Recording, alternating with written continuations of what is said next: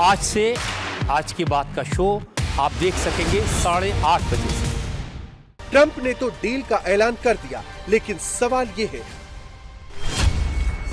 कि किन किन शर्तों पर जंग का दी एंड होगा। ईरान की किन किन शर्तों पर ट्रंप राजी है। ट्रंप को डील से कितना फायदा और कितना नुकसान है। क्या ट्रंप के तेहरान फॉर्मूले पर तैयार होंगे नेतन्याहू।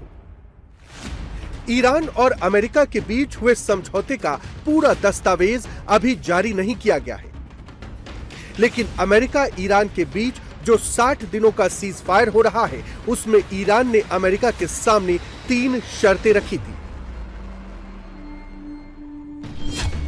नौसैनिक नाकेबंदी खत्म करना, युद्ध और सभी सैन्य कार्रवाइयों को रोकना और ईरान के फ्रीज्ड फंड को जारी करना। अमेरिका ने हॉर्मुज में नौसैनिक नाकेबंदी को खत्म कर दिया और फ्रीज संपत्ति को भी जारी करने का आदेश दिया है।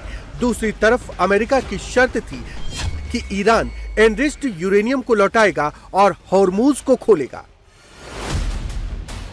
ईरान ने पहली शर्त को लेकर कहा कि अगर 60 दिन के भीतर अमेरिका ने फ्रीज संपत्ति को लौटा दिया तो परमाणु हथियार कार्यक्रम को लेकर आगे की बात की जाएगी। हालांकि हॉर्मुज खोलने को लेकर ईरान ने हामी भर दी, लेकिन सवाल यही तो है कि युद्ध शुरू होने से पहले हॉर्मुज खुला हुआ था, तो अब अगर हॉर्मुज खुल जाएगा तो ट्रंप की जीत कैसे है। दूसरी बात यह है कि ट्रंप ने कहा था कि ईरान को एनरिच्ड यूरेनियम सौंपना होगा, इस पर तो 20 अगस्त के बाद बात होगी।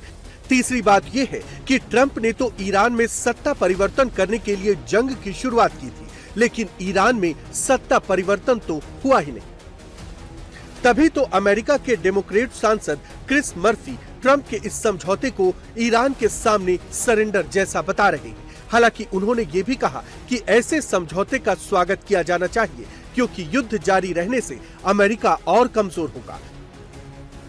अमेरिका ईरान के बीच इस समझौते का इजराइल भी विरोध कर रहा है। इजराइल इसे बैड डील बता रहा है और मानने से इनकार कर रहा है। दरअसल इसकी 2 बड़ी वजहें हैं। पहली वजह तो यह है कि डील में ईरान के बैलिस्टिक मिसाइल कार्यक्रम पर रोक लगाने की बात नहीं है, और दूसरी वजह यह कि हिजबुल्लाह समेत दूसरे प्रॉक्सी को ईरान के समर्थन के मुद्दे पर भी डील में कुछ नहीं कहा गया है। इसे लेकर ही इजराइल नाराज है और डील को मानने से इनकार कर रहा है और लेबनान पर ताबड़तोड़ अटैक कर रहा है।